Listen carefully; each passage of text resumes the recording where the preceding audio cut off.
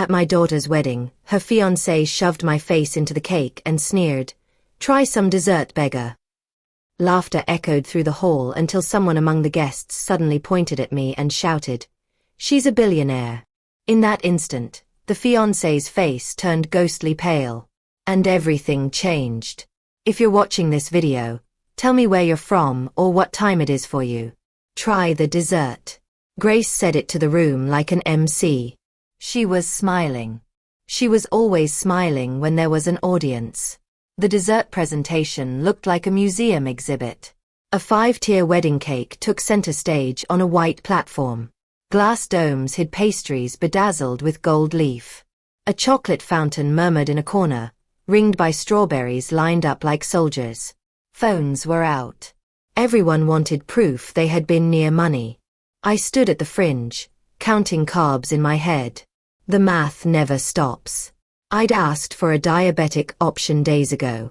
The coordinator had nodded and written it down. Tonight, that box was unchecked.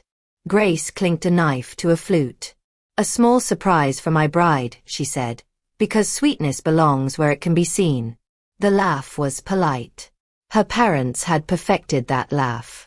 Patrick's shoulders were square with pride. Eleanor held her drink the way a judge holds silence. Mia squeezed my hand.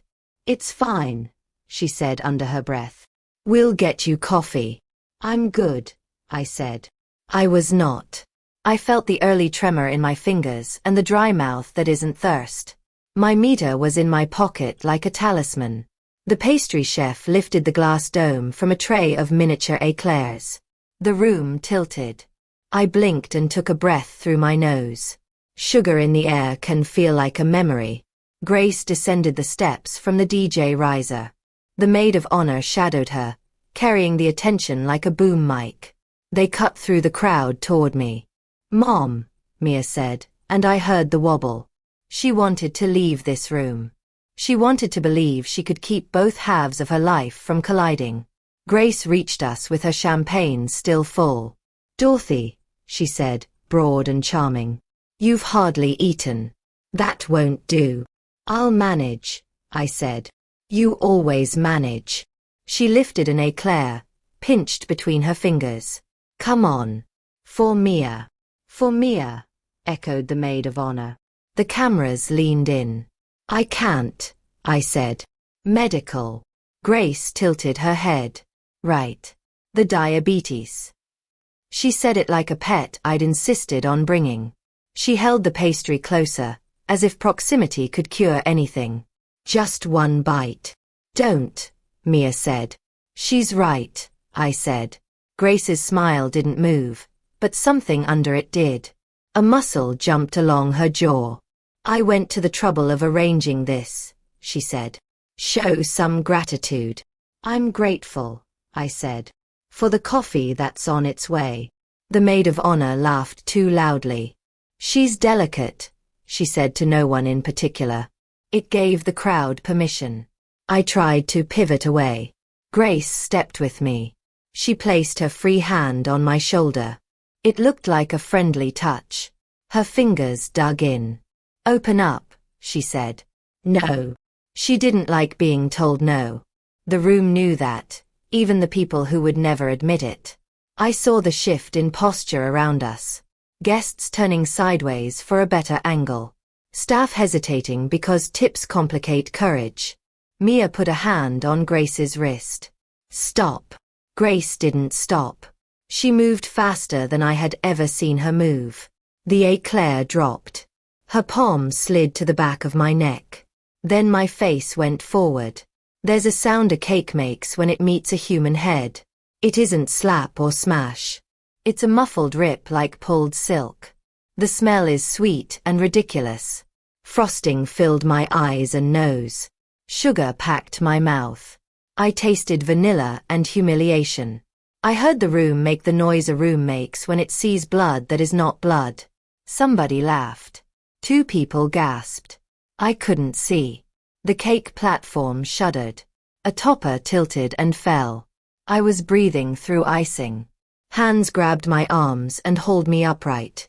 I blinked hard, smeared cream across my face, and saw the world through sugar. Mia was pale and fierce. "What is wrong with you?" she yelled at Grace. Grace held her hands up like a woman who had missed a step. "It was a joke," she said. "Dorothy's fine." I wiped my eyes with the edge of a linen napkin. My vision cleared enough to find the exit, the restroom, the place where women lock doors and breathe. The room hadn't decided whether to be horrified or entertained. It would take its cue from the highest bidder. Patrick reached me first. He pressed a fresh napkin into my hands, 2 quick pats on my forearm. "Let's keep perspective," he said. It was a moment. "Don't make it a thing." "Dad," Mia said. She shoved my mother into our cake. "Accidents happen," Patrick said, gentle as a blade. "The important thing is to move on." Eleanor was already with the venue manager, a woman in a black headset with fear in her eyes. The manager kept glancing at the cake, then at me, then at the door like it was a legal exit. "Ma'am," she said to me, finding an angle. "If you're hurt." "I'm not," I said. A lie the size of a room. Good, she exhaled. She looked at the cake again and swallowed. "We'll need to discuss the damage. There's a clause regarding." "Speak to me," Eleanor said, sliding between us with a smile full of ownership. "We'll handle it." The manager nodded quickly to the money and drifted away from the woman covered in frosting. I saw the calculation land. Liability belongs to the least expensive person in the room. Grace stepped close. Wine breath sweet and sharp. "You went face first," she murmured so only I could hear. "Clumsy." "Apologize," Mia said. She gave her the show apology, head tilted, voice warmed 2 degrees. "Dorothy," she said, projecting. "I'm sorry if you felt." "If," I said. "Like I went too far." "You did," Mia said. She kissed her forehead as if she was soothing a child. Cameras loved it. I took my meter out as a shield and pricked. The number flashed higher than I wanted, lower than I feared. I needed water. I needed air. I needed out of this room where someone else's power set the oxygen. A waiter drifted near with a tray of flutes and a gaze that couldn't settle. Young, sharp, clean cut. She gave me a small nod, the private kind. Then she moved on. I went to the restroom and locked the door. Cake slid from my hair into the sink in heavy folds. I ran water until the mirror stopped showing a clown. My hands trembled. I breathed and counted and breathed again. The phone buzzed in my pocket. A new message from an unknown number. "I have video. You should have it, not them." Attached was a 10-second clip. No caption. A single angle from near the dessert table. In it, Grace leaned toward the maid of honor. "Try the dessert," she whispered with a grin the room never saw. Then she looked at me. Then she came. I watched it twice. My stomach steadied. Evidence is oxygen. Another buzz. They're asking for copies. I'll stall. The profile photo was the waiter's face, younger than I wanted to admit. I typed back, "Thank you. Keep your head down. Send when safe." I wiped off the last of the frosting and opened the door. The hall was empty. Music thumped through the wall like a second heart. When I returned to the ballroom, a DJ voice boomed a toast. Grace on a riser again, champagne in hand. "To learning to laugh at ourselves," she said into the mic. Laughter. It rolled and curled and found us. She basked in it. She gestured at me as if I had volunteered our family as a bit. Mia didn't laugh. I didn't either. I caught the venue manager on her orbit. "I'll need your incident report," I said. She blinked. "We don't usually. You will tonight." She looked past me to the table where Patrick and Eleanor sat with 2 board members from somewhere important. She weighed it, then nodded once. "I'll bring something by." "Good," I said. "Put names on it." The waiter reappeared as if summoned. She held a tray between us like a shield. Under the edge of the tray, her phone lit my wrist with a preview of a larger file. Uploading 72%. Water? She asked, louder than necessary. Yes, I said. She tilted the tray and set a glass on a side table. The phone screen flicked out of view. She moved on. Patrick materialized at my elbow. Dorothy, he said, eyes shining with compassion that had been ironed flat. We can still salvage the evening. I'm sure you can, I said. You'll stay for the dances, he said. A statement. No. His smile held. Be gracious. I'm leaving, I said. Tell the manager to bring that report to my address. His pupils tightened. I'd put the wrong kind of spine into this story. He touched my sleeve the way you test fabric. Don't make this bigger than it is. Grace's toast swelled into a joke about resilience, about family, about how we all need to loosen up. The room applauded. It sounded like rain on a tin roof. I went to Mia. She was twisting her napkin into a rope. I'm going home, I said. I'll call you in the morning. Her eyes were wet, but steady. I'm so sorry. This isn't on you, I said. Tonight is almost over. And if they call, she asked, nodding toward her future in-laws. You don't owe anyone tonight, I said. Grace hopped down from the riser and wrapped an arm around Mia's waist.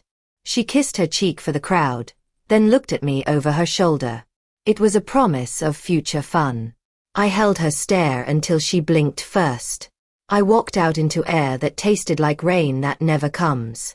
The valet stand shone with wet light that wasn't there. My hands steadied around my keys. I could feel the cake in my hair even after it was gone. The phone buzzed again. The waiter sent, full clip. Audio clean. Delete this thread after you get it. Received. You didn't see me tonight, I wrote. Thank you. Another buzz. Faster. New number. The text was simple. Send it and you lose her. Morning came mean. I woke to the metallic taste that says my blood sugar fell off a cliff while I slept. I chewed 2 tablets, sat upright, and counted the slow climb out of the basement. The apartment was quiet the way a church is quiet after a fight. Phone. 12 missed calls, 8 voicemails, a scatter of texts. The last one on the lock screen was the easiest to understand. Unknown. Send it and you lose her. I made coffee and hit play. Patrick first. Dorothy. Sweetheart, let's not freeze one moment in amber. Last night was exuberance. You know women. Delete. Eleanor next. I spoke with the venue. We can tidy the incident, but it would help if you refrained from dramatic claims. Mia is overwhelmed. Delete. Grace twice. The first was a comedy routine about how everybody loved it. The second had edges. If you stir this, you embarrass Mia. Be a mother. Delete. Delete. Mia called at 1:13 a.m., whispering from a bathroom with bad acoustics. Are you okay? Please answer. I saved that one. I showered long enough to reset my hands. When I came back to the phone, a new notification blinked from an app one use for splitting checks with contractors and cousins. Payment request. Cake cleanup, from Brittany Witt. Maid of honor. No amount attached, just the label. The gall had handwriting. I put the phone down like it might stain the counter. The uploads from the waiter, now a contact named Jamie in my head, sat in a private folder. I'd backed them to an external drive before sleep because paranoia is just experience with better PR. I texted Mia. I'm okay. I'm here. Call when you can talk, not whisper. 3 dots. Gone. 3 dots. Brunch with Patrick. I'll call after. I love you. I love you. The door buzzer startled me like an alarm. The envelope slid under the door with a soft shove. The venue's logo embossed in silver. A printed incident report with lines filled in hurriedly. Boxes ticked. Names. Grace Whitmore and Dorothy Hayes. Description. Guest contact with cake display resulting in structural collapse. No assault. No shove. The passive voice had catered last night, too. I circled guest contact, wrote clarify, shove in thick black pen, scanned it, and replied to the manager's email with a thank you and a copy for my files. Before noon, my phone buzzed itself into a heat source. Screenshots drifted into my messages from 3 different corners of town. A private alumni group, a neighborhood mom's chat, a society page where anonymity wears pearls. The same 10 seconds compressed and re-uploaded and captioned with emojis. Not public public. Private viral. The kind that pretends to be discreet and knows exactly how to bite. I didn't post. I didn't comment. I watched the clip once, then closed the apps and stood at my window. From my floor, you can see a slice of water beyond the warehouses. A slate ribbon where fairies cut lines like neat signatures. Breathing helps when there's horizon. The phone rang. Mia. I answered on the first vibration. Are you mad at me? She asked without greeting. No, I said. I'm angry about what happened to me and I'm angry about the story being told about it. She exhaled. Patrick says making a fuss will make it worse. For who? For everyone. Then maybe the fuss isn't the problem, I said. Maybe the behavior is. Silence. Restaurant noise behind her. Silver against ceramic. Patrick's laugh, light and practiced, approaching like weather. I can talk for 60 seconds, Mia whispered fast. Grace said you're exploiting your health. She said you wanted attention. I swallowed 100 replies and chose one. Here's my boundary. I will not be in rooms where I'm used as a prop. I will accept apologies in person from specific mouths. I will not negotiate with middlemen or brunch. Okay, she said, soft. Okay. Are you safe? Yes. Do you want this marriage? Silence again. The clink stopped. I heard her think. I want the truth, she said. Then we'll gather it, I said. One piece at a time. Patrick's voice landed close to the receiver. Darling, we're ordering mimosas. I have to go, Mia said. Eat protein, I said. Please. The line died. I opened the payment request again. Cake cleanup. I tapped decline and typed a note. Wrong recipient. Try the person who shoved. I deleted the thread and blocked Brittany Witt, maid of honor, like swatting a fly that insists it's a bird. Around 2, Jamie sent a text. Management asked again. I said I dropped my phone in the dish pit. Thank you, I wrote. If anyone pressures you, I'll write a statement that you did the right thing. I'll stay out of your name. Saw them with the manager last night, she replied. The older one coached the line. The dessert thing. It wasn't improv. I know, I wrote. You caught it. Keep your head down. I made eggs. I cleaned the counter twice. I printed the incident report and slid it into a red folder labeled cake because sometimes humor keeps blood in your body. At 4, the buzzer again. Not an envelope. Mia on my threshold with a tote bag and eyes red from trying not to make them red. She slipped inside and leaned her back to the door like she'd outrun something with teeth. I'm not staying, she said. I promised I'd meet her at the jeweler's to resize my ring. She keeps saying it's slipping. Patrick says if I lose it, I won't respect what things cost. Do you? I asked. She looked at her hand. I know what care costs. She held the ring up like sunlight might tell us something. It glittered obediently. Do you want me there? I asked. No phones, she said. She made me promise. But she opened her tote and pulled out a folded printout. I stopped by a different jeweler on my own. I asked them to look. Just to look. I took the paper. Appraisal. Letterhead. Pared down language that avoids being sued. Words that said more with what they didn't say. My stomach went very still. Mia watched my face. Well. I read the last line twice to make sure I wasn't reading the version I wanted.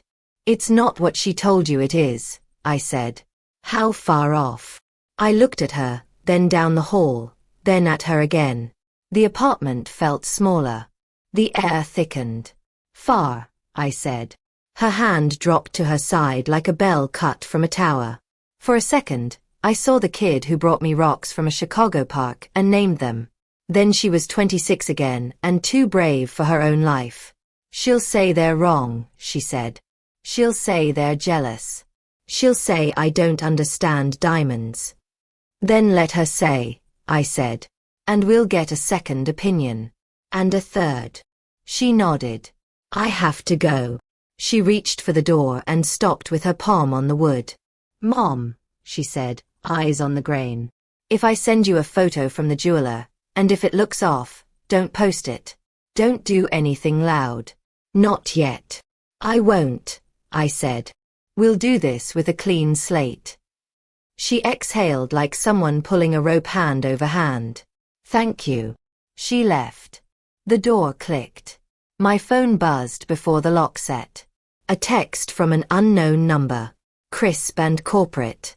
We understand you've obtained private material from last night. Deleting it now would be wise for everyone. No signature. A link to nothing. The bluff wore a suit. I put the phone face down and stared at the appraisal again until the letters stabilized. Then I opened a new folder on my desktop and named it Ring. Evening slid along the windows. The apartment went from blue to gold to gray. When the phone lit again, it was a photo from Mia. The ring in a velvet tray, a tiny white card beside it, the kind jewelers use when they put a number to a thing. I zoomed in. I felt the floor tilt, then level. Her text came right after. She said it's worth more than the store could measure. The paper in the tray says different. How different? I typed. She sent the answer in 3 words that landed like a gavel. Far below claimed. The jeweler's bell had the same polite chime as a hospital elevator. The air smelled like glass cleaner and velvet. Mia stood at the counter with Grace. Patrick hovered at her shoulder like a vicar with opinions. Eleanor paced a 3-step loop that let the staff see her watch. I stayed by the door. Grace had made her no phones, no drama rule clear. I respected one of those. The associate, a woman with tweezers and patient eyebrows, held Mia's ring under a loop. She didn't say, wow. She didn't say anything. She set it down on a black tray and wrote on a small white card. Grace leaned in, grinned, then leaned back as if the number were an inside joke everyone else would catch eventually. It's worth more than you can write on that, she said, voice bright. Custom piece. Family friend. We'll resize, the associate said. No charge. Of course no charge, Patrick said, smiling like he was tipping fate. Mia looked between the tray and me. Her eyes asked for a translation I couldn't give out loud. The number on the card sat there like a low cloud. Eleanor's phone vibrated. She answered on speaker on purpose. Yes, she said. We're here now. She looked at me while she listened, then smiled at Mia. All handled. Handled is a word that takes things out of your hands. The associate carried the ring to the back. Grace turned to me with a host's energy. Dorothy. About last night. No, I said. She laughed. Still sensitive. She clapped my shoulder. The same grip as the cake. Try the dessert, she murmured, a whisper shaped like a habit, not a one-off. It landed hot in my ear. She glanced at Eleanor and got a nod so small it could be denied. Patrick noticed the nod. He pivoted, a gentle obstruction between me and the tray. Let's let the experts do their work, he said. I am, I said quietly. The bell chimed behind me. A woman in running shoes bought a $37 locket without asking anybody's permission. I watched the receipt print and felt my patience fray like ribbon. When we left, the ring was tighter on Mia's finger. Grace kissed her hand for the sidewalk and told a joke about champagne so expensive the bubbles came with degrees. $300 a bottle, she said to the doorman at their condo, as if the number itself were a credential. The doorman laughed like she'd heard it before. I peeled off to run one errand of my own. The home store 2 blocks over kept wedding gifts stacked in a front pyramid with a sign that said, "Exchange is welcome." I carried in a box I'd been given by Patrick's cousin at the engagement party. The paper was still perfect. The card had an embossed crane. "Return or exchange?" the clerk asked. "Return," I said. "No gift receipt. I'll take store credit." She scanned. A beep, a pause, another beep. She checked a side screen and made a face. "You're in luck," she said. This was part of a seasonal special. Crystal vase. Originally $129, but the purchase price was $68. I remembered Patrick telling that room the vase was museum quality. I took the credit with a pleasant smile and a receipt that said what it said. Paper speaks when people won't. On the way home, I stopped at the pharmacy. My refill reminder had pinged. I needed strips and a new sensor. The pharmacist, a woman who knew me well enough to comment on the weather and nothing else, typed, frowned, and tried again. "Strips we have," she said. "Sensor, I'm getting a halt." "A halt?" I said. "Why?" "Your plan shows a change," she said. "Prior authorization revoked. We can do a bridge, but it'll flag." "When?" I asked. "Who changed it?" She squinted at her screen. "There's a note that someone from your concierge care partner called this morning and said they'd take it from here." She did finger quotes the way a woman drops a match in a glass of water. Name on the message is Whitmore. It doesn't say which one. I laughed once, the kind you don't choose. "Of course. I can escalate," she said, "but it may take a day." "Do the bridge," I said. "Bill me." She rang it up. I slid my card. She lowered her voice. "If the partner calls again, I'll say we already dispensed. We'll sort the paperwork later." "Thank you," I said. She nodded like we had agreed on the weather after all. At home, I laid the paper trail on my table. Appraisal copy from the first jeweler. Photo of the white card from the second. The $68 receipt. The incident report with my clarify, shove, scroll. The 10-second clip from Jamie queued on my laptop, paused at the frame where Grace looked left for permission, and got it. The folder labeled ring got new subfolders. Appraisals, photos, claims. The folder labeled cake sat beside it like an older sibling who had survived something and now refused to leave for college. Jamie texted. "You good?" "I am," I wrote. "They tried to meddle with my meds. I'm bridged. You still dish pit." A winking emoji that felt like a bandage trying to be a joke. Manager asked if I wanted to be taken care of. Said a Ms. W would make it worth my while to delete. "Don't take care," I wrote. "Take breath. Send me anything you need off your phone. I'll keep you out of it." She sent a still image. A mid-toast frame I hadn't noticed before. Grace's hand on the mic, 2 fingers tapping the stem like she was counting down. In the reflection of a champagne chiller behind her, a sliver of Eleanor's face. Smiling at the timing. Not proof in a courtroom. Proof in a story. The buzzer again. I checked the monitor, expecting another envelope. It was Mia. Alone. I opened. She came in with the same tote, the same ring, a different face. She walked straight to the table and saw the papers. She took them in with the fast scan of someone who did homework while other kids argued. "Sit," I said. "I can't stay," she said, staying. She touched the $68 receipt. "Is that?" "Yes." She touched the appraisal. "And this?" "Yes."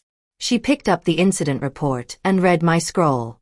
Her mouth went tight and kind. "Thank you," she said. "I'm keeping track," I said. "Not keeping score." She nodded.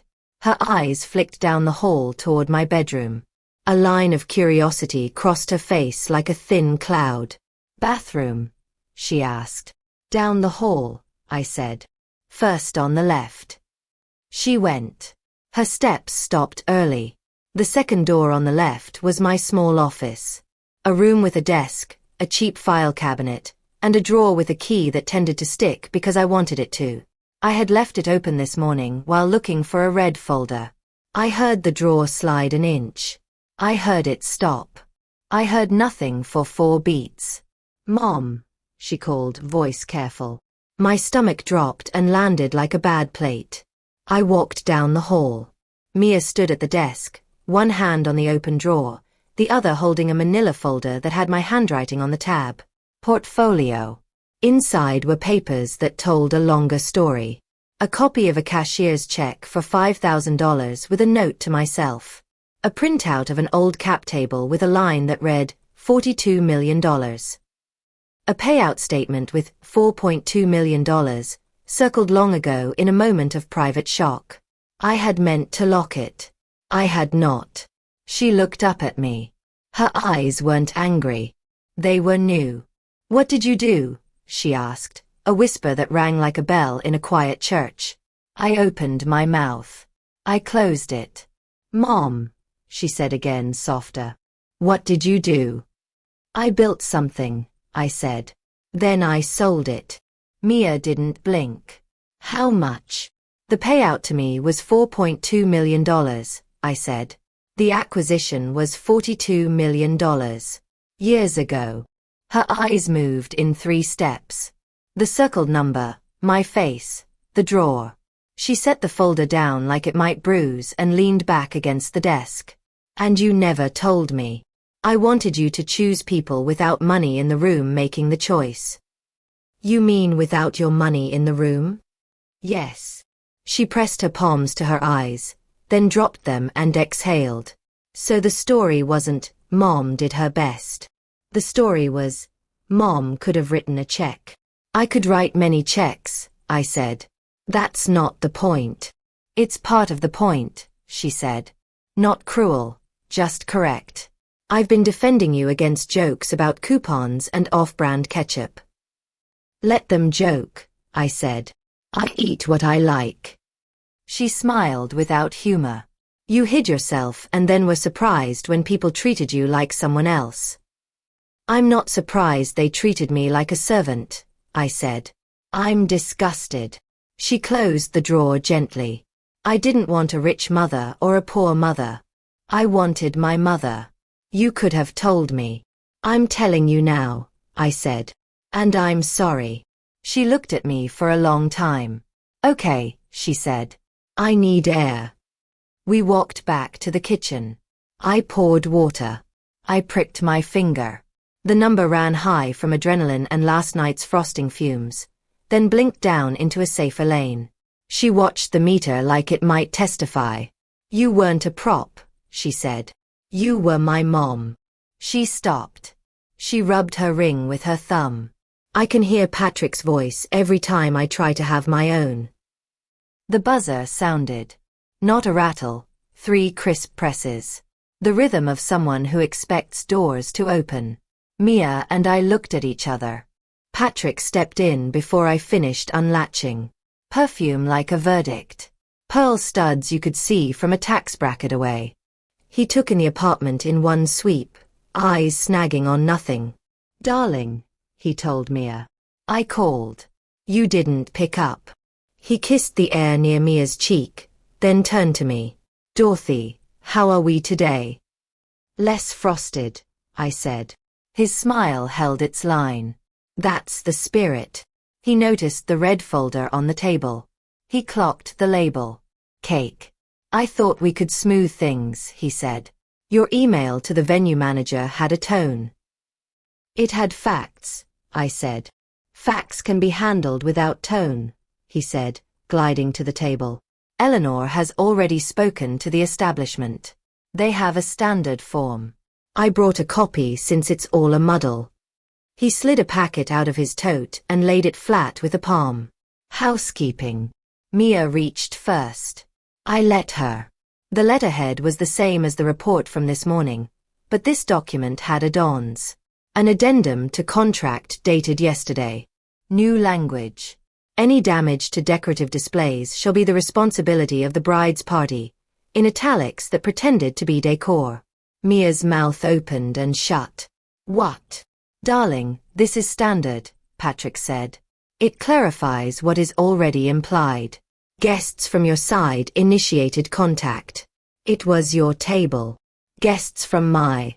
Mia stopped herself. No.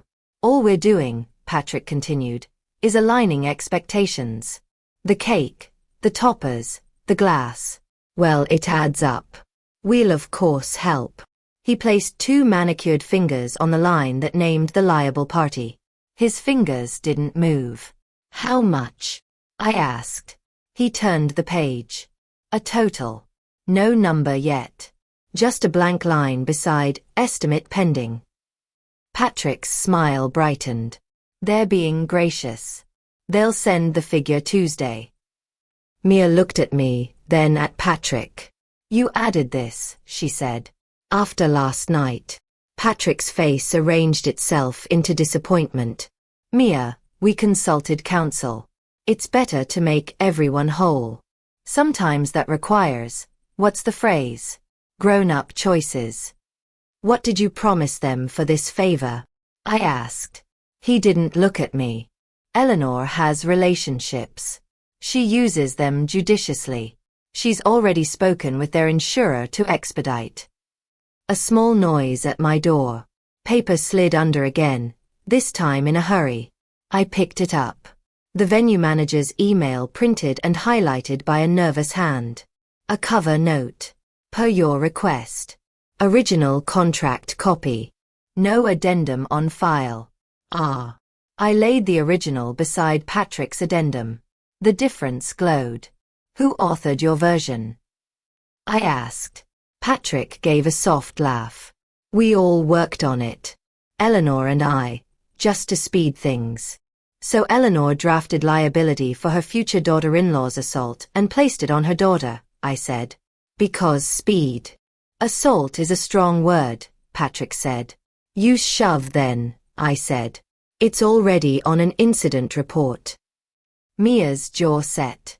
You want me to pay for the cake she destroyed, she said. You want me to learn a lesson?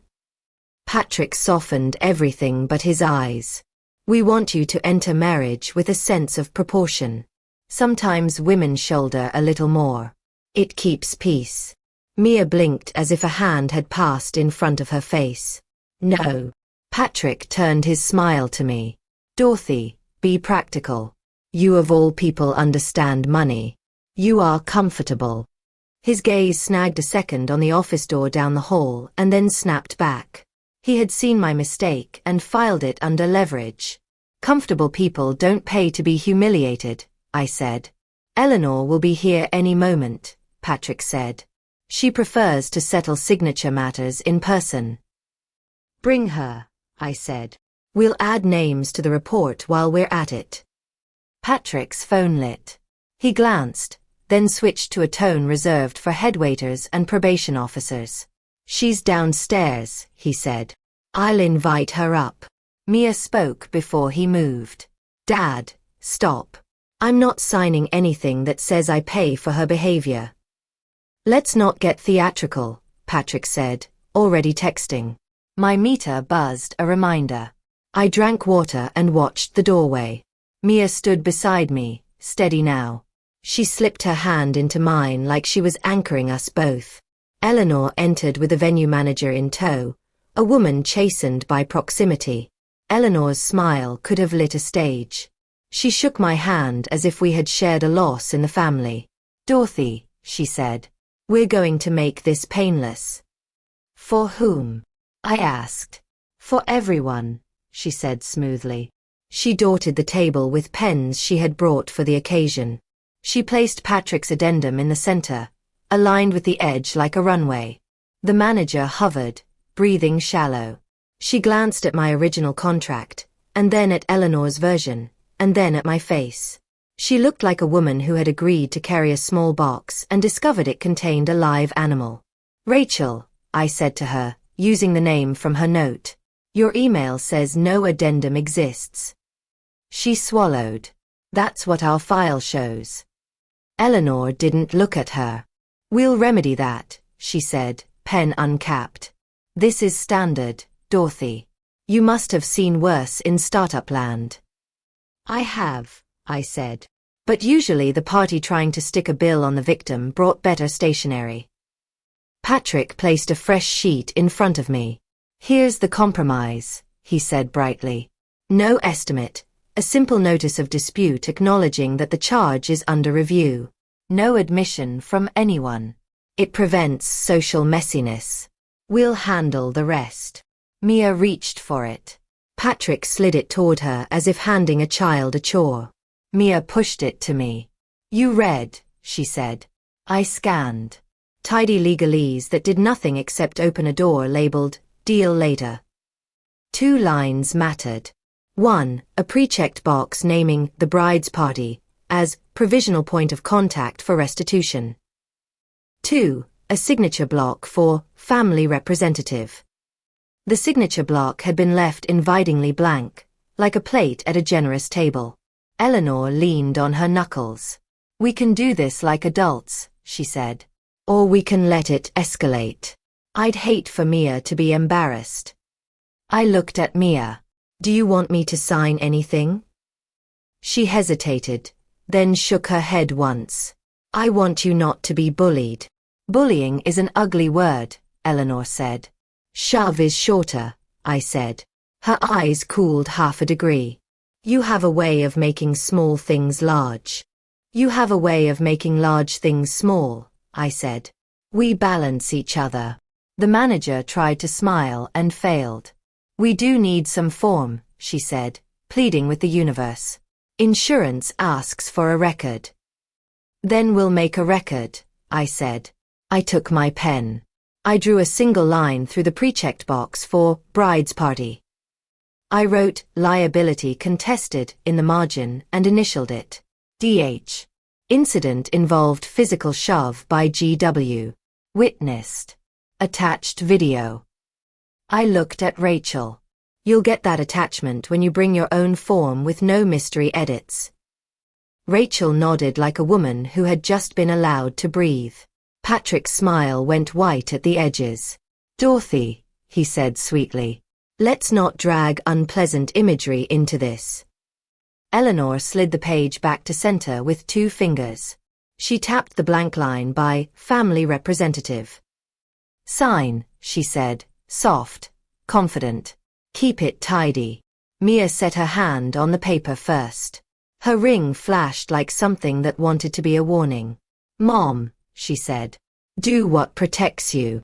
I met Eleanor's eyes, then Patrick's, then Rachel's, then Mia's. I signed Dorothy Hayes on the line. Patrick's smile returned, triumphant by reflex. Then I added, beneath my signature, a title I had not been offered. Mother of the bride, contesting on her behalf. I dated it. I slid it toward Rachel. Eleanor read the extra words, and her jaw twitched 1 millimeter. Patrick kept smiling, but a pulse beat once in his throat like a small, surprised bird. I'll file this, Rachel said, almost grateful. She gathered both the original and the addendum that wasn't, and backed toward the door. Make copies, I said. Bring me stamped ones. Of course, she said, eyes on Eleanor, then on me. Patrick picked up his tote. We're all on the same side, he said. No, Mia said calm. We're on the side that doesn't rewrite paperwork to punish me. Patrick kissed the air again, missing Mia's cheek by an inch. You're emotional, he said. Sleep will help. Eleanor pocketed a pen with a small flourish. Think before you publish anything foolish, she murmured to me. You can still be part of this family if you learn discretion. They left together, their exit crisp as their entrance. Silence held for a full breath. Mia looked at my signature like it might grow teeth. Did you just help them? She asked, uncertain. I just took the pen out of their hand, I said, and put a timestamp on the truth. The buzzer sounded again. Rachel, breathless, slid a single page back under the door. I picked it up and turned it over so Mia could see the venue stamp in blue and my title in ink. Patrick's text landed the same second. Perfect. We're in business. Thanks for being reasonable. A winking emoji that mistook itself for grace. Mia read my added line again. She gave a single laugh that wasn't happy and wasn't sad. It was recognition. Her phone vibrated. She looked, winced. Grace, she said. She wants me at the condo now. Do you want me there? I asked. She shook her head. Not yet. She slid the stamped page into her tote like medicine. At the door, she paused. Mom, she said. Thank you for telling me, she said. Even if it was late. It was late, I said. I'm sorry. She nodded, then left. My meter buzzed again, a quiet metronome. I sat at the table with the red folder and the stamped notice and the open drawer in the office, daring me to make another mistake. My phone lit with a new number. We saw what you signed. Smart. Then another. Sign anything else and we change the rules. A minute later, a second message from the venue manager's address. Short, rushed, also off the record. That addendum language came from Ms. Whitmore herself. Drafted as a courtesy. I can't put that in writing. I set the phone down and stared at the door where Patrick had smiled. The apartment felt smaller again. Outside, the sky went from iron to darker iron. I stood to close the office drawer. The key stuck. The buzzer sounded one more time. This time it wasn't a paper. It was a uniformed building security guard with a clipboard and a polite frown. Ms. Hayes, he asked. We've received a notice from the Whitmore Condo Association regarding unwanted disturbances last night. They've asked us to confirm your residence and movements. He looked embarrassed for the question he'd been sent to ask. I took the clipboard. The letterhead was crisp, the timing too crisp. Tell them you spoke to me, I said. Tell them I'm exactly where I'm supposed to be. I signed his sheet with the same hand that had signed the notice 10 minutes before. My phone buzzed as the door closed. A single text from Mia. 6 words that made the room tilt. I found the line. It moved. Mia's text sat on my screen like a cut. I found the line. It moved. I wanted to write a paragraph. I chose a plan. First, paper. I sent the venue manager a 1-line preservation request. Retain all CCTV and staff comms from last night. I attached my stamped notice of dispute and the 10-second clip. I CC'd the generic legal inbox they publish for slip and fall claims. No threats, just a clock that had started. Second, money. I called my card company and opened a provisional hold on any incident charges tied to the venue. Reason? The rep asked. Goods/services damaged by third party. Liability contested, I said. I logged the case number in the cake folder and breathed easier by half a pound. Third, oxygen. I texted Jamie. Video safe. I won't post. I filed to preserve venue footage. Don't answer questions without a manager present. Copy, she wrote. FYI, someone from the family dropped off envelopes for staff. Tips felt pointed. I didn't take mine. Good, I wrote. Keep receipts if they push cash. Fourth, allies. I walked back to the jeweler alone. The associate with patient eyebrows looked up like she'd been expecting a storm and got rain. I'm not here to make you pick sides, I said quietly. I'm here to ask for your process. What did the card say? Because your store believes it, not because anyone asked you to whisper. She nodded once. We don't do appraisal on the floor, she said. We resize. We quote fair retail. We print cards for clarity. She slid me a copy of the tiny white card Mia had photographed. She had signed the bottom this time. No valuation disputes in store, she added. If a customer wants more, we recommend an independent lab. Can I write down that sentence? I asked. She smiled with her eyes. You just did. On my way out, a woman picked up a $37 locket and paid cash. I watched the receipt print like a metronome and felt my temper drop into the right tempo. I ate a late lunch. eggs and a heel of bread because power without glucose is theater. My meter blinked a good number and beeped as if proud of itself. The florist found me by accident or algorithm. An old search result surfaced when I typed Whitmore venue incident vendor complaint, like a woman Googling weather patterns. A thread on a local business forum. 3 months old. Most of the comments were sap and hustle. One post wasn't. Private client cancelled same day after quality concerns they invented at pickup. Tried to stiff us, then posted a burner review that used our internal wording. We ate the loss. Lesson: never let the sun touch your staff. No names, but the profile photo was the front of a shop I recognized from charity galas Patrick bragged about. I walked there. The bell was a half-dead ding. Buckets of hydrangeas against a wall painted a hopeful green. A woman with a ponytail and gardener's hands looked up from a sink where stems bled. We're between weddings, she said, drying her hands. Can I help? I don't want to buy anything, I said.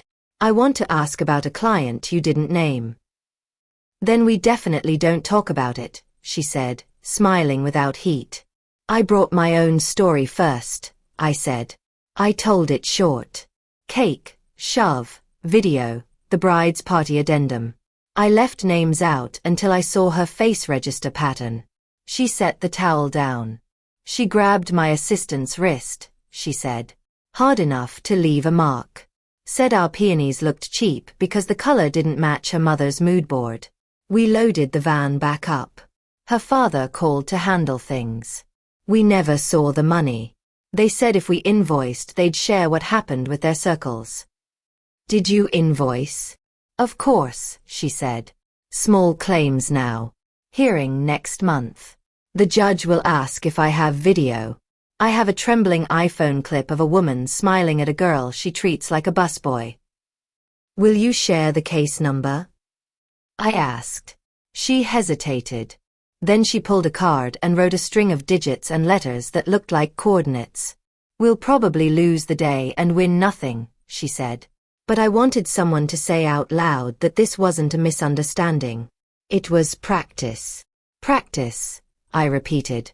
She went to the back and returned with a copy of the invoice they'd refused to honor. She had underlined net 15 with a carpenter's pencil. You didn't hear this from me, she said, eyes on the door. I like my windows intact. I tucked the invoice into a new subfolder. Vendors. I snapped a photo of the storefront sign with my mind because actual photos are a way to get sued. When I stepped outside, the sky had the sick color that means the weather might change just to prove it can. My phone buzzed. Jamie. Manager says their lawyer wants staff phones checked for footage. I said my phone died. She said they can buy me a new one. Hold the line, I wrote. If they take your device, you walk. I'll pay your day in cash. No, she wrote. I keep my job, but thanks. At home, I stacked the new paper on my table. Florist invoice, small claims docket printout, jeweler's signed copy of the little card, pharmacy bridge receipt that showed I paid for my own medical gap because a Whitmore called my plan and played concierge. I wrote a 3-line montage email to myself to make sure I kept action ahead of adjectives. Notice: CCTV preservation demanded. Incident report stamped. Card dispute opened. Freeze venue charge on hold. PA on record. Jeweler. Card signed. Pharmacy bridge paid. Fallout. Private groups buzzing. Florist confirms prior wrist grab. Staff tips arrive day after. I ate almonds. I drank water. I checked my meter again because my body doesn't care about narrative. The condo text came from Mia at 7:04. Can you meet me in the lobby? No phones then. She's with friends. I don't want to go up alone. On my way, I wrote. I'll stand where you can see me. I put on a jacket. I didn't mind getting grabbed. I slid the florist invoice into my inside pocket because sometimes paper works like armor. I printed 2 stills from Jamie's clip. The one with Grace's hand on my neck. The one with the whisper to the maid of honor clear on her mouth. I tucked them beside the invoice. I don't like to show my cards. I like to know I have them. The Whitmore building lobbied like a museum. Marble you could eat off.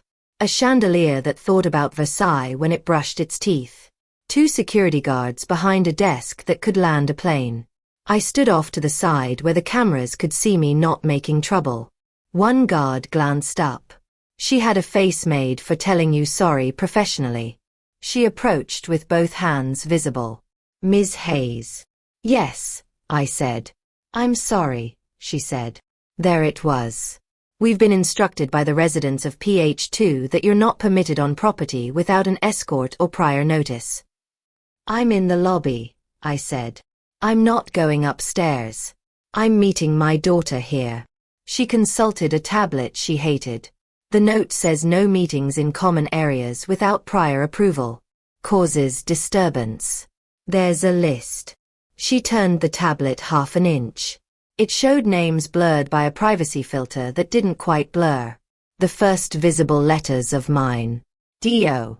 The second name, the florist's last name, fully readable because cruelty never checks its settings. This is a public lobby, I said. It's private property open to the public at management's discretion, she recited. She didn't enjoy it. The elevator pinged. Grace stepped out with the maid of honor and 2 women who had gym memberships that bought them friends. She wore casual like a weapon and smiled because there was air and she was in it. Security, she said brightly. This is the disturbance. Grace, I said. Dorothy, she said. You have a way of making small things large. I've heard. She looked at the guard. Kindly escort Ms. Hayes outside. I'm waiting for Mia, I said. Then wait across the street, she said. We have tenants with children. They don't need energy. The guard glanced at me, a question in her eyebrows. I didn't want the guard fired. I didn't want a badge between me and the truth.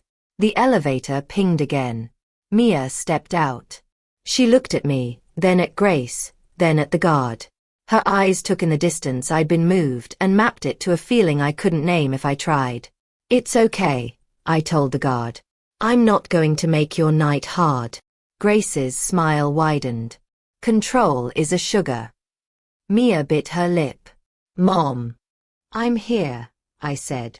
Across the street. The guard walked me to the revolving door like a woman walking someone's mother to a cab. Outside, the air cut cleaner. The sidewalk reflected the building's gold like it owed it rent. From the curb, I watched Mia speak to security, then to Grace, then back to security. She pointed to the tablet. The guard shook her head with apology. Grace said something about house rules and community and respect.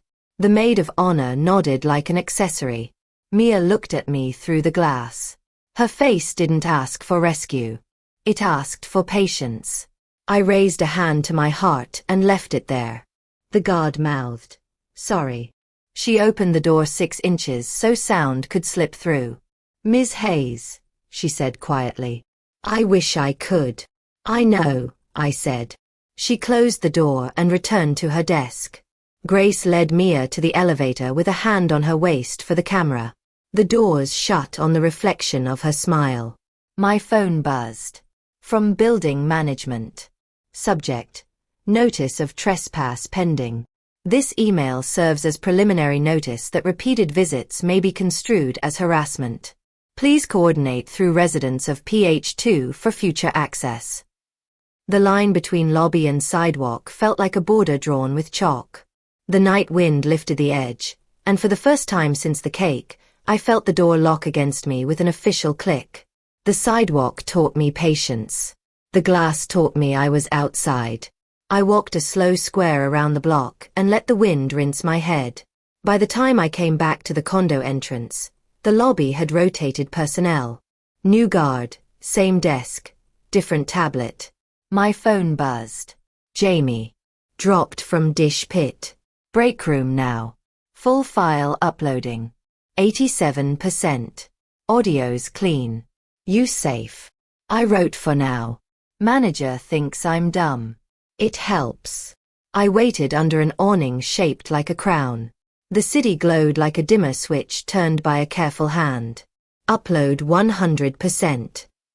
The note under the link. Listen at 007. I put in one earbud and kept the other ear for the street. The clip opened on the cake like a planet. Guests framed the edges. Grace at the riser, mic in hand. The maid of honor beside her, grinning on reflex. Off to the left, half out of frame, Eleanor leaned in. At 007, you hear it. Awkward mic dip, then clear as a bell, not meant for the room. Eleanor, say the line. Try the dessert. Grace's mouth moved right after, obedient and bright. Try the dessert. The crowd laughed like trained air. I watched myself in the background, small, steady, a woman with her hands in her pockets because she didn't trust herself to reach for anything. I scrubbed forward. The shove, the silk rip sound. My body bent at an angle I'd never seen from the outside. I let it run once. I stopped it on the frame where Grace looks left for permission and gets it. Eleanor's smile is small and exact.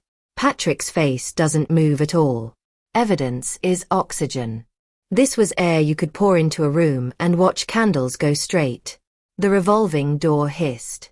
The first guard, the one with the sorry, stepped outside on her break.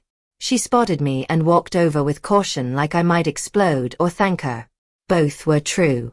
You again, she said, not unkind. Me again, I said. She stood beside me so the cameras could read her posture as neutral. She spoke to the air. Busy night. Always is when people write their own rules, I said. She let that pass. Then she adjusted her tie like a signal and kept her voice low. You didn't hear this from me, she said. But the HOA sent a notice of nuisance to PH2 this afternoon. Noise complaint from last night. 2 actually. Elevator was stuck in party mode. Someone threw confetti in the stairwell. Cleaning crew took photos. My lungs expanded half an inch. Internal only for now, she said. Fine on first offense. Second one gets posted to the building portal for community awareness. They hate that more than fines. Thank you, I said. She nodded like we'd acknowledged weather again. She went back inside. My phone lit. A screenshot from a number I didn't know. The subject line at the top of an email thread. HOA compliance notice. PH2. The first line. This is your first and only warning before public posting. The image had been cropped to hide the sender trail. No signature, just proof that the Whitmore's fortress had an alarm system and someone else had the code. A second text followed from the same unknown. Not from me. From someone who's tired. Don't reply. I didn't. I watched the door instead. The elevator opened on Grace and the maid of honor again. No Mia. They crossed the lobby in a pack made of 4 women and 1 brittle idea. Grace saw me through the glass and gave me a stage whisper without the stage. Run along, she mouthed. Grandma. She loved the audience more when the audience couldn't answer. They exited into the night like nothing could touch them. I checked my meter because Fury changes numbers. The screen blinked friendly. I ate a handful of almonds I didn't want. 10 minutes later, Mia stepped out with a woman I didn't know. Neighbor, dog walker, ally, who hugged her fast and whispered something that looked like, call me. Mia walked to the edge of the curb and looked left and right like a child at a crosswalk. Learning traffic is a choice. I stayed where I was. She came to me. No phone, she asked. In my pocket. Dead if you want it to be. Her eyes were swallowed light. She said you're banned, she said. I'm in compliance, I said. Outside. She smiled thin. She also said the security camera footage would show you lunged and she caught you. Did you believe her? She looked at the building. I wanted to. It would make living easier. I handed her my earbud. Listen. We stood in the draft of the revolving door and listened to a past that had already decided us. Eleanor's whisper. Grace's line. The mic catching both. Mia went very still. The kind of still that changes furniture if you let it. She took the bud out and closed her hand around it. I needed to hear it, she said. Not see it. Hear it. You have it now. Jamie sent that. Yes.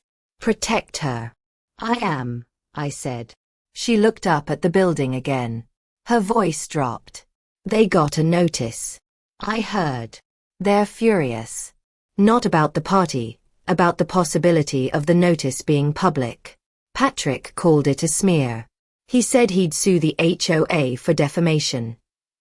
You can't sue a mirror for showing your face, I said.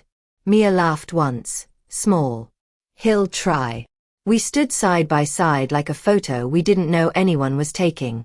Do you want to go somewhere that isn't lit like a museum? I asked. She shook her head. I told her I needed air. She said take 10 minutes. She set a timer. She set a timer, I repeated. She likes to frame choices as clocks, she said. If I come back before it rings, I'm reasonable. If I come back after, I'm dramatic. What happens if you don't go back? I asked. She stared at the glass until it showed us both. She'll come find me, she said. With friends. My phone buzzed. Alumni group screenshot. The clip again, this time captioned, "When Mom can't take a joke." A knot tightened in my throat. Then another message from a different thread. Neighborhood moms. A woman I barely knew. This is making me sick. Tell me if you need a lawyer who doesn't blink. The city was beginning to vote with its texts. The revolving door breathed. Patrick appeared alone in the lobby like a portrait had stepped down from a wall. He saw us. He came halfway to the glass and then stopped, calculating angles. I'll handle this, he said to the guard, and the guard found something urgent to do with a stapler. Patrick stepped to the threshold without touching the door. He tilted his head as if we were a painting he admired from the sidewalk. Darling, he said to Mia through the glass, voice carrying just enough. Let's not be performative. Come outside, Mia said. I don't want to reward drama, he replied pleasantly. Come outside, she said again. He didn't. He smiled instead and gestured to his watch like time was a check he had written. Mia's shoulders lowered, not in surrender, in decision. Walk me to the corner, she said to me. We did, past the gold light, past the man with the dog who would later pretend not to know us. At the corner, she stopped. I asked her to apologize in person, she said. She said she already did. She said I refused to be gracious. I know what she said, I said. I heard the tone. She touched my sleeve. The fabric test Patrick had tried earlier, but kinder. I want proof I can feel, she said. Not watch, not read. Feel. I can get you that, I said. How? By not talking, I said. By choosing a room where truth doesn't need my voice. By pulling one lever you can see. She nodded like a student taking notes in a class she wants to pass.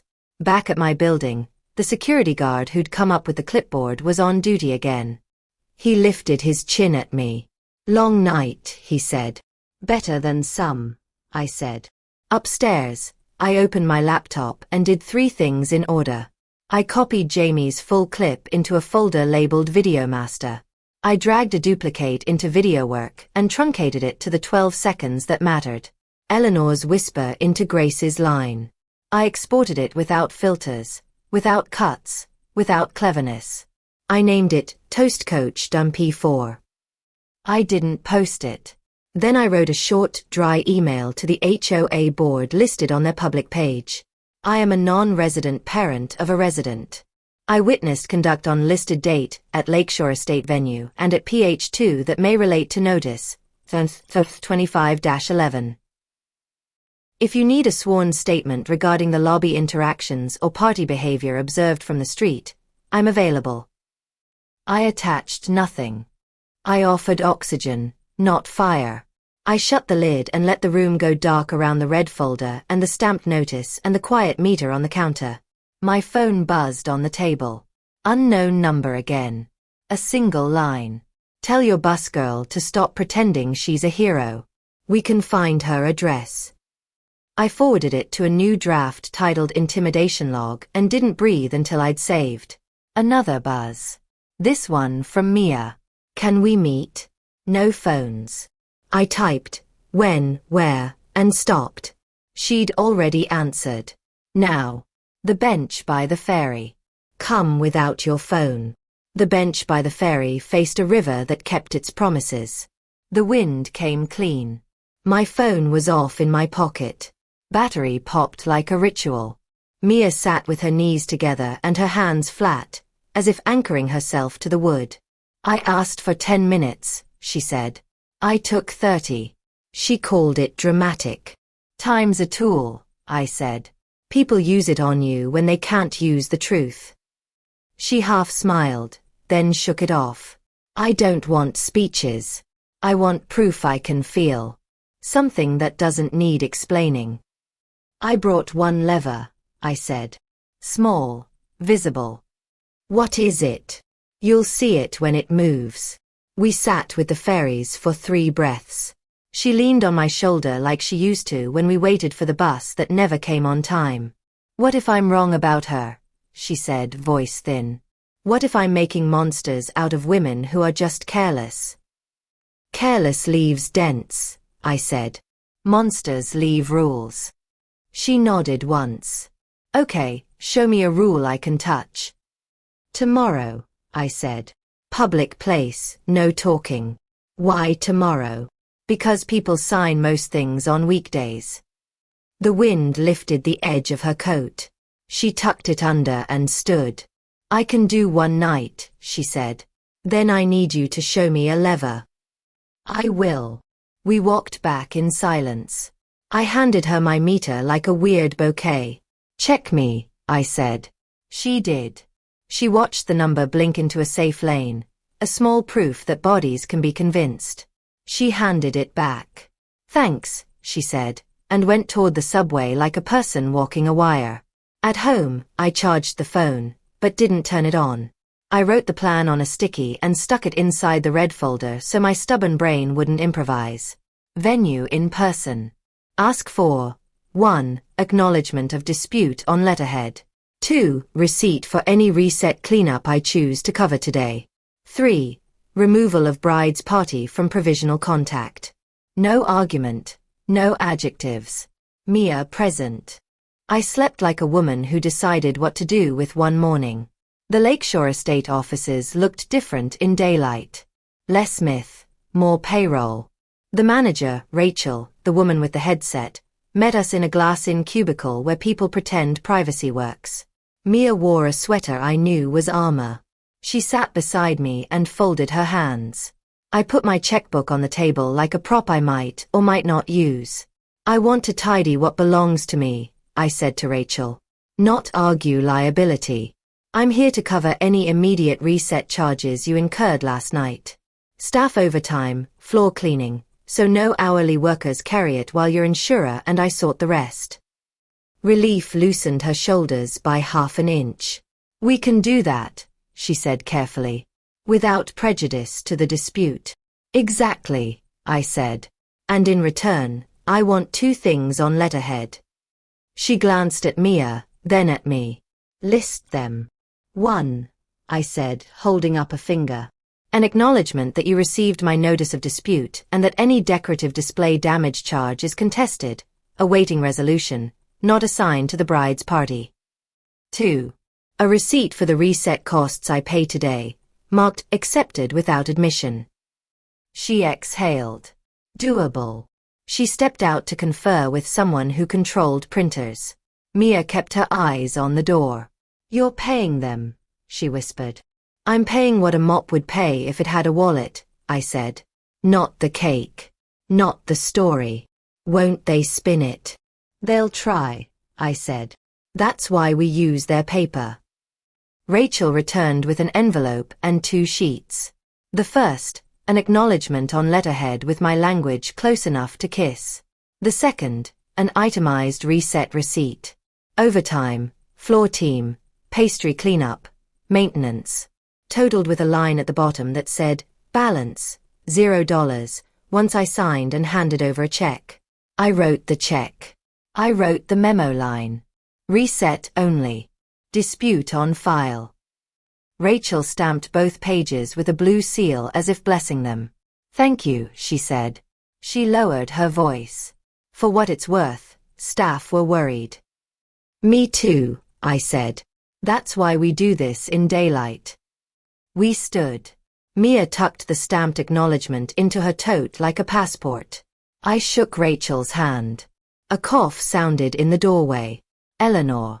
She wore casual like a robe and looked surprised the room contained other people. Handling details? She asked pleasantly, eyes flicking to the envelope in Mia's bag.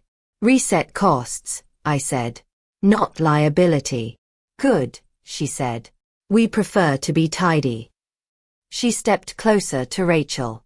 Make sure accounting routes all final figures through me, she said as if Rachel worked for her. Rachel didn't nod. We'll follow our process, she said. A small rebellion.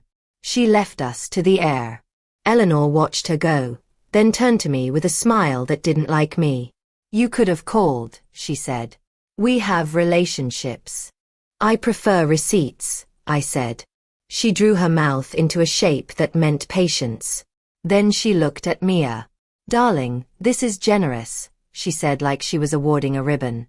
Would you like us to reimburse your mother? We can do that.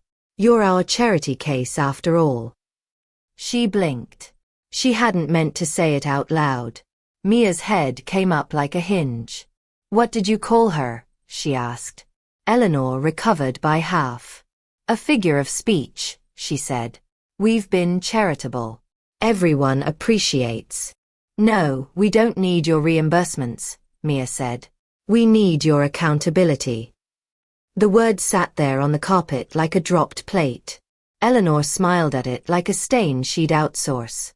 We'll be in touch, she said. She reached to touch Mia's elbow, thought better of it, and left with the walk of a woman who expected a soundtrack. Mia turned to me, color high, eyes clear. That, she said, hand on her chest. I felt. Good, I said. Hold it. My phone buzzed when we hit the sidewalk. I hadn't turned off unknowns. A new text from a new number with the same posture as last night. Nice gesture. Bank records tell stories. Then a link to nothing. Then, as if they couldn't help themselves, how's the cake cleanup going? I stopped. I pulled the old request thread, the one I'd blocked. The handle Brittany Witt, maid of honor, had used a very particular habit. 2 spaces after a period. Cake cleanup, no caps, a joke about splitwise for sins. The new text had the same double spaces, same lowercase, same joke family. Bait, I said. What? Mia asked. The payment request, I said. The anonymous one. It was the maid of honor. She wanted me to bite so they could call me obsessed and splash it in their chats. Mia's mouth flattened. She said you tried to shake them down for money, she said. She said you were collecting like a parking meter. They're writing a script, I said. We won't say our lines. She looked down at the stamped envelope in her tote. We'll show our props, she said. We ate soup at a diner that hadn't changed owners in 20 years. Mia watched the door like she expected a chorus. When a waitress refilled our water without asking, Mia smiled at her like a person who'd been handed a new language. Thank you, she said. The waitress nodded like thanks was a currency she trusted.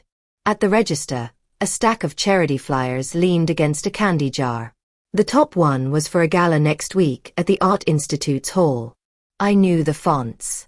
I knew the names. Whitmore sat in a middle column of sponsors with a title that bought you extra syllables on stage. Mia tapped the logo. They live on microphones, she said. You said your lever would be a room where truth doesn't need your voice. It's that room, I said. They'll hand me a mic. I won't take it. How will that help? You'll see it, I said. You'll feel it. She exhaled. Okay. We walked 2 blocks without talking. At the corner, she stopped. One more thing, she said. In the ring folder, keep going. Get a third opinion. If it lines up with the white card, I'll feel that, too. I will, I said. Independent only. We hugged like people who had agreed to do hard things with quiet hands. She headed toward the train. Back home, my doorman held a small white envelope like it might melt. Courier just dropped this.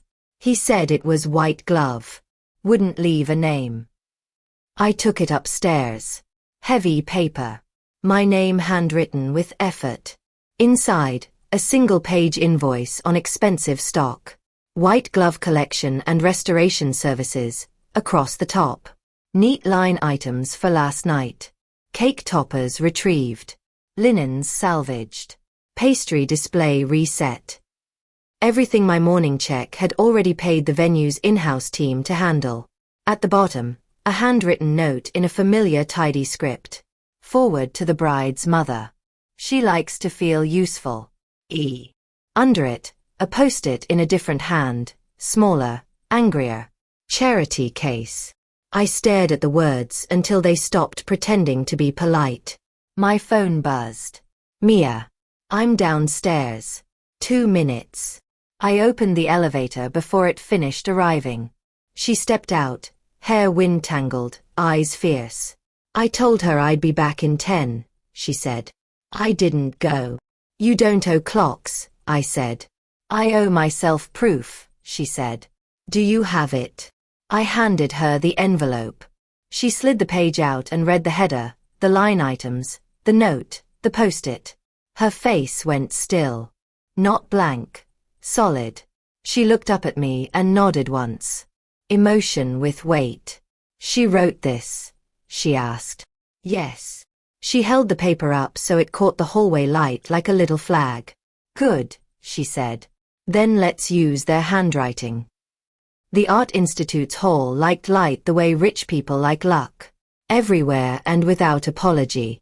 The donor wall glowed. The stage wore an LED screen like a mirror that could also lie. Mia and I stood in the side aisle near an exit. We weren't hiding. We were placed on purpose where you can see the room breathe.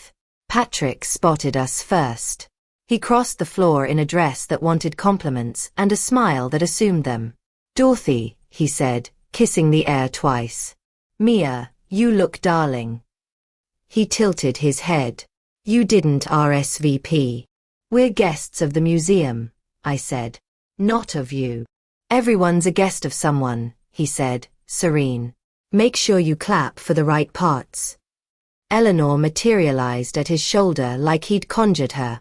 She squeezed my elbow as if to check what I was made of. No hard feelings, she said. Let's show we're all on the same side. We're not, Mia said calm. But we do like art. Grace arrived last, grin already in the event photos to be posted. She touched Mia's waist for the camera. Look who came to support, she said to the air. The family. She pushed us toward a table close to the stage. Patrick had arranged place cards that made sure his vowels would be heard on the recordings. I rotated my card upside down. The coordinator rotated it back, smiling the way people smile when they have rent. The room did the program. Silent auction, string quartet, a speech by a trustee who loved children and endowments in equal measure. The MC warmed the mic with jokes about generosity. Between courses, a montage of donor impact moments played on the big screen. Faces, checks, a schoolyard renovated to look like a photograph of a schoolyard. Eleanor leaned into the MC's ear at one point and made a circle with her finger that meant, bring me up. The MC nodded. Of course she did. Ladies and gentlemen, the MC boomed. Please welcome a family whose commitment to this city's cultural life spans generations. Patrick and Eleanor Whitmore. She gestured grandly. And a special thanks to their daughter Grace for rallying young supporters. Applause. It sounded like forks on good china. Patrick glided. Eleanor waved modestly. Grace lifted her glass like a mascot. A staffer in black leaned down at my shoulder. "You're Dorothy Hayes," she murmured. "Would you be willing to say a few words of thanks to the donors later?" Quiet pitch. 30 seconds. "They asked you to ask me," I said. She nodded at the control table. A man in a headset gave a thumbs up. "You're on our list," she said. "A recent supporter. It's nice when stories come from the room." "Put me down near the end," I said. "And do me a favor. When I decline, keep the mic live." Her eyebrows lifted. "Copy." Patrick did the speech they always do. Gratitude, legacy, the arts as glue. He thanked the museum for grace under pressure in complicated times. The room pretended to know what that meant. Eleanor followed with a toast about responsibility. "We teach our children how to carry the weight of community," she said. "We model proportion." Grace stepped to the edge of the stage to lead a standing ovation for her parents. She loved being the bridge to applause.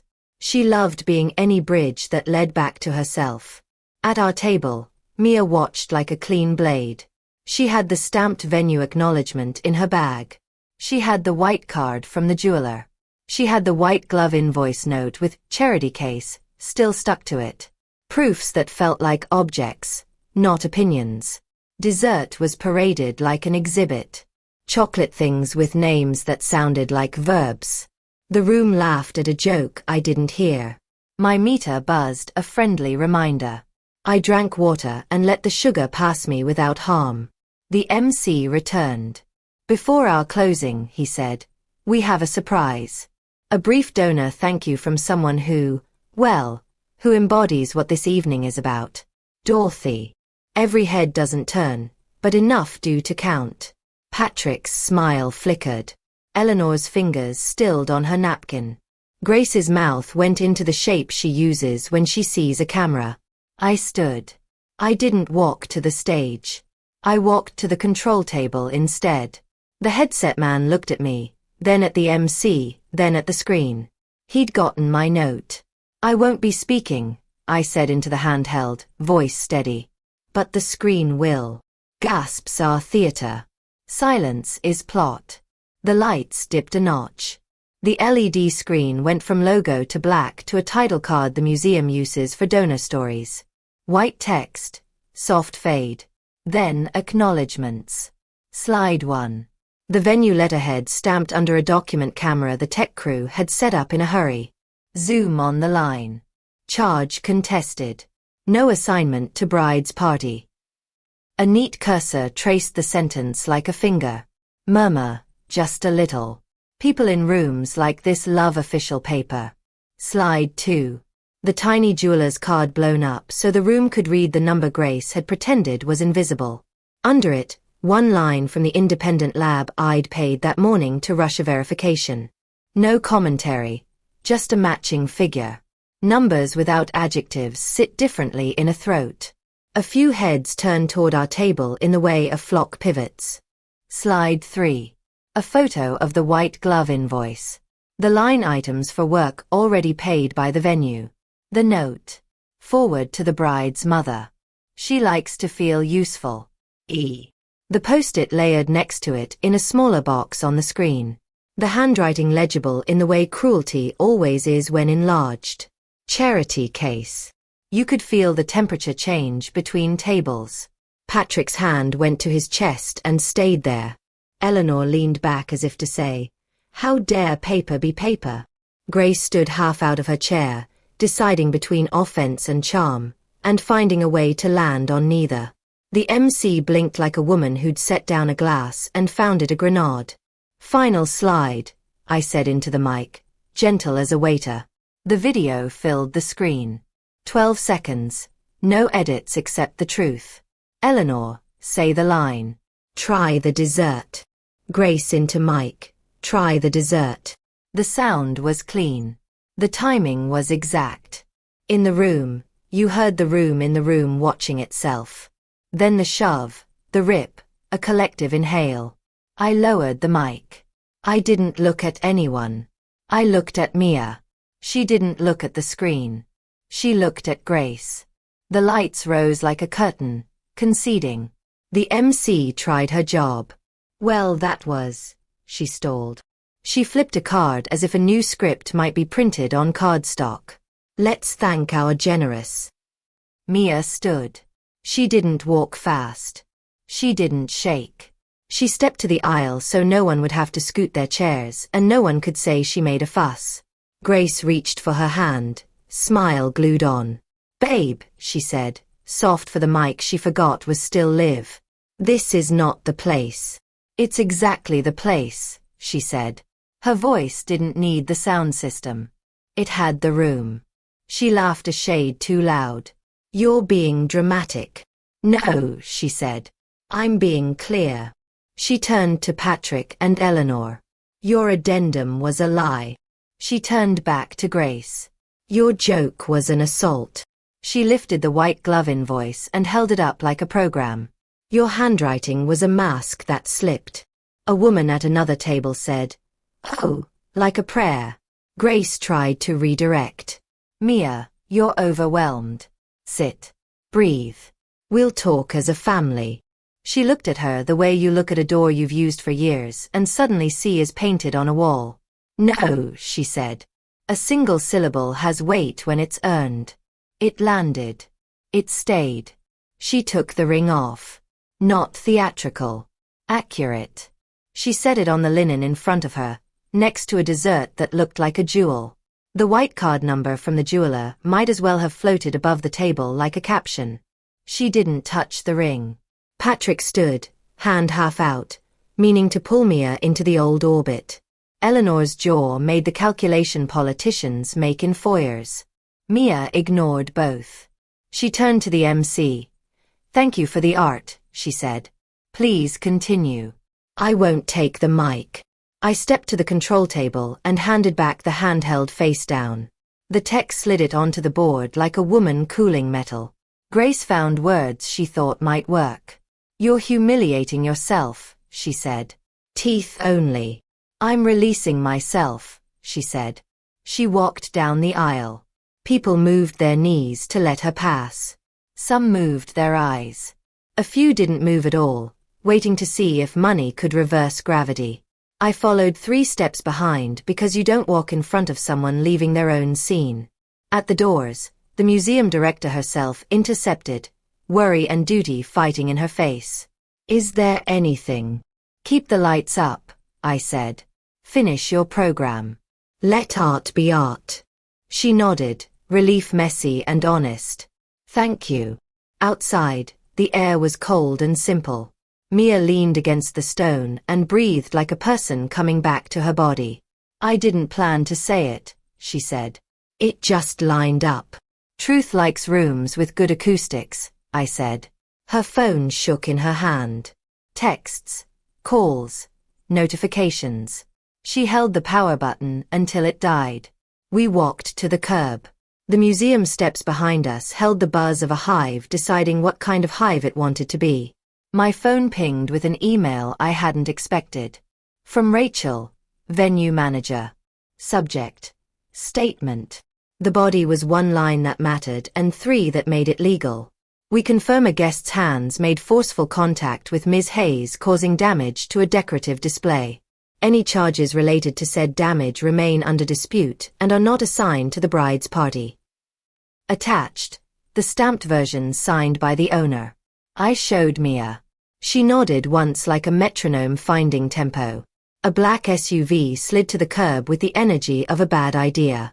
Grace's maid of honor in the back seat. Door already open. Grace behind her, face brighter with cameras than light. She stepped out fast, micless but loud. Congratulations, she said. You turned a fundraiser into a tantrum. Mia didn't flinch. Go home, Grace. She tried the charm one more time.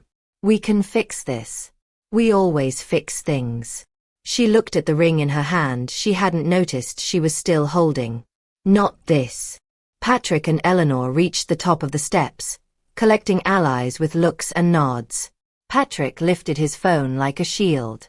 Eleanor spoke into nothing the way women speak to the idea of a lawyer.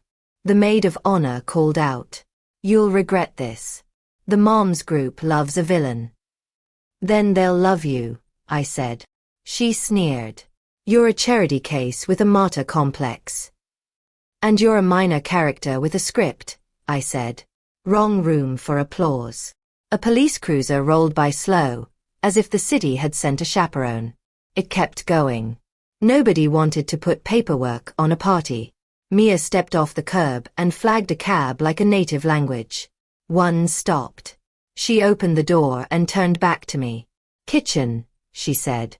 "Tomorrow." "Dessert," I said. "Warm kind." She smiled for real. She got in. The cab pulled into traffic like an answer. Behind us, the museum doors closed on a room that would rehearse new stories by morning. In front of us, the street did what streets do. Kept moving. My phone vibrated hard, the way it does when a number insists. Unknown. I almost ignored it. Then I answered. A voice I hadn't heard in years. Soft. Precise. "Ms. Hayes. I moderate the board's portal. We received your earlier note. We also received materials. If a resident files a defamation claim against our posting of the nuisance notice, we'll need affidavit." "I'll swear," I said. "And I won't be alone." "Understood," she said. "Also off the record, I'd choose your route home with care." "There's chatter." "Whose?" I asked. "People who think intimidation is logistics," she said. "Good night." She hung up before I could thank her. The SUV idled. The maid of honor filmed us for later. Grace watched the cab's taillights like a woman who'd chased too many things and learned too little. I pocketed my phone and walked toward the train because walking has a way of making plans. Halfway down the block, a shadow detached from a doorway and fell in step. Not Jamie. Not a friend. A man with a cap pulled low and a job in his pocket he hadn't decided whether to do. "Ms. Hayes," he said. I kept my hands visible and my voice level. "Yes." "Message from people who prefer quiet," he said. He held out a letter-sized envelope. White. Heavy. No handwriting this time. "Just wait." I took it. He faded like a stagehand. I opened it under a streetlight. Inside, a printout of my building's front door, time-stamped. Below it, one line. "We'll rewrite your story before breakfast." I folded it once, clean. I slid it into the red folder in my bag. I stood there until my breath stopped sounding like running. Then I headed home to set the table. The envelope slept in the red folder. I didn't. Morning came with the sound of a building waking. Pipes, heels, a neighbor's radio playing old soul like a prescription. I made coffee and watched the river cut its lines. My phone buzzed at 8. The HOA portal ping. Compliance notice. Public posting PH2. The language was dry enough to drink. Date, time, first and only warning. Photos of confetti in a stairwell like guilt in paper form. Comments were disabled. Screenshots traveled anyway. 10 minutes later, a post appeared in the alumni group with a tone I recognized. Polite, cutting, wrong. Sad to see a mother sabotage her daughter's future. Some people monetize victimhood. No name. 2 spaces after every period. I let the punctuation sign its author. I didn't reply. I forwarded it to my intimidation log, then sent one email to the museum director.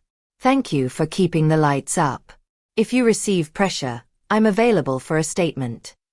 She answered with a line that sounded like a hand on a shoulder. "We program art, not intimidation." At 10, the venue manager called. "We're waiving all decorative display charges," Rachel said, voice steady. "Owner's decision." Statement attached. It read like a door closing. Balance, $0. The blue stamp felt like a cure. At noon, the florist texted a photo of a check. Settlement offer arrived. Same day, no hearing. She'd underlined, paid in full, with a carpenter's pencil. At 2, the jeweler sent 2 lines on letterhead. Verifications match our card. We do not comment on clients. We do recommend independent labs. I filed it under ring and let the folder stop asking for adjectives. Mia arrived at 3 with a suitcase that rolled like a sentence finishing. She wore a sweatshirt that had belonged to her and nobody else.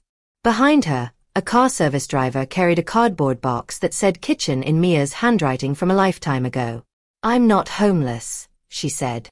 I'm readdressed. Addresses change, I said. She set the suitcase in the hall and looked around like a traveler learning a country's rules. She sent flowers, she said. The card said, let's be adults. I left them in the elevator. Good, I said. Her phone buzzed and stilled, face down. She breathed with it, not for it. The doorman rang upstairs, old-fashioned courtesy. Ms. Hayes, he said. Your daughter asked me to hold a package yesterday. I'm sending it up now. A box arrived with white glove tape torn and a note in the tidy script that mistook itself for class. Return to sender. Inside, the white glove invoice I'd already paid at the venue. Someone had wanted me to pay it twice. Someone had written the same joke twice. Mia held the paper like a stamp collection. We don't have to keep their handwriting, she said. We can keep our receipts, I said. We will. We carried the suitcase to the spare room. We made a bed. We folded 2 shirts into a drawer because starting small tells your body the move is real. She put the ring box on the dresser without ceremony. Empty. Accurate. Next, she asked. We eat, I said. I sliced apples, butter, a shake of cinnamon, a little lemon. The pan whispered. The kitchen smelled like a memory that makes you kinder. My phone rang. Unknown. I let it go and watched the transcription appear as text. This is counsel for the Whitmore family. Cease disseminating doctored materials. Any further defamation. It trailed into boilerplate. I forwarded it to the HOA moderator with a subject. In case they escalate. She replied. We have counsel too. A knock. Not the buzzer. A real knock. I opened to find the first guard from the condo, the woman with the professional sorry. She took off her cap like we were in a church. I'm off shift, she said. I wanted to say what they did in the lobby wasn't right. If anyone asks, I'll say exactly what I saw. If you need the timestamp, I wrote it down. Thank you, I said. She nodded. My sister's a nurse. She says video helps good people keep their jobs. Your sister is correct. She handed me a scrap of paper with a time scrawled in block letters. She left before she could be thanked twice. We ate at the counter. The apples softened into themselves. Mia blew on a spoon. Grace called my office, she said. She offered to mediate with my boss. How's your boss? HR trains on this now, Mia said. She asked if I wanted a meeting or time off. I said yes to both. The phone buzzed again, this time a name. J. Boss quiet. Staff rumor is Whitmore's re-evaluating events there. Manager says I did right. Also, someone left an envelope for me with cash. I gave it back. She shrugged. Proud of you, I wrote. We're good. Eat somewhere not near cake. A third message pinged. The museum MC. She wrote in a long paragraph that tried to be short. I'm sorry. I should have cut the feed sooner. If you need me to say what I heard in rehearsal, the part where Eleanor asked for the grace line, I will. Thank you, I wrote. If asked, not before. By evening, the alumni thread had eaten itself. Half the people deleted their comments. The other half posted articles about bystander courage and pretended they'd meant that all along. The moms group did what moms do. Circulated a list of charities that support service workers facing retaliation. Someone tagged Jamie without saying her name. I didn't post. I made tea. At 9, A final text from an unknown number tried one more costume. We can still be family. No, I wrote. Be well. Silence finally did its job. Mia stood at the stove with a spoon, waiting for the apples to cool. She looked at me, then at the pan, then at me again. Will there be more? She asked. Probably, I said. But less. She nodded. They'll say I embarrassed them. They'll say a lot, I said. We have paper. We carried 2 bowls to the table. We didn't turn on music. We let the apartment be the size it was. Steam rose, cinnamon lifted, butter shone. I slid a bowl toward her. Try the dessert, I said. She smiled. Not a performance. A face finding itself in its old place. She took a bite. She closed her eyes. She opened them. It's good, she said. Warm, kind. If this story resonated with you, leave a like and consider subscribing. You can also drop any comment below, even just one word. Maybe tell me where you're watching from or what time it is right now. Sometimes one word is enough to say you were here.